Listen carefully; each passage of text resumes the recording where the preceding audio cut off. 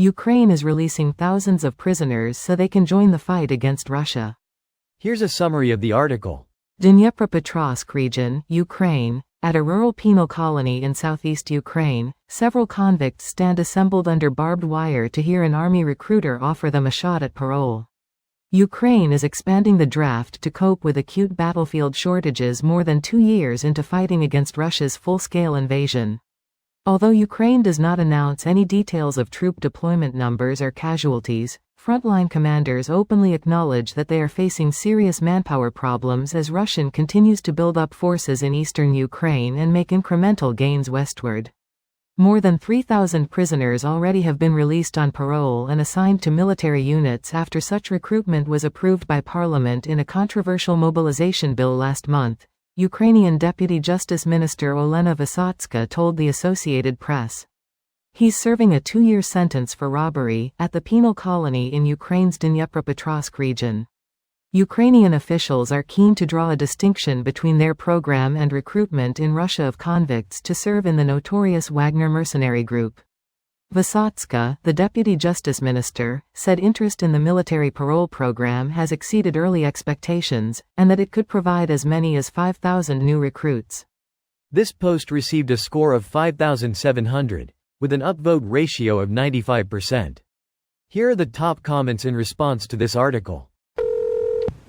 Greater than those convicted of rape, sexual assault, murdering 2 or more people or crimes against Ukraine's national security aren't eligible. Meanwhile in Russia those are the ones they want. Honestly, it's smart. The person who robbed a shop but is now willing to fight in order to have their sentence commuted is fine. It means more manpower while less resources are spent on the prisons. But they're still letting murderers with only 1 kill fight? Most of the time if you've only killed one person it was a crime of passion or you thought you had a good reason. Generally easier to rehab than someone who has killed repeatedly. So they want killers, not serial killers. And I would say, ready to kill for a good reason and not opposed to being involved with another time, is kinda the definition of military personnel. How Russian soldiers are turned into sunflowers. Probably not by an hardcore pacifist. Greater than personal. Personnel. Yep, it's nothing personnel. Poignant photos accompanying this article, so much so I was inspired to look up the photographer, Evgeny Malaletka. This was the photojournalist who won the World Press Photo of the Year not long ago. Poignant equals touching, moving, sad. Good person. Friend of mine joined the US Marines this way. Judge said he could go into the armed services or go to prison. He chose the former, and then became a firefighter after he got out. When? Back in make-believe land if it happened after the Vietnam War. The times when judges offered criminals military service to avoid prison ended with that war. Had to be back during Vietnam War, as that's how my uncle ended up serving. So one murder is it? One murder is usually not it, but to be fair it's not like they're being hired for a daycare.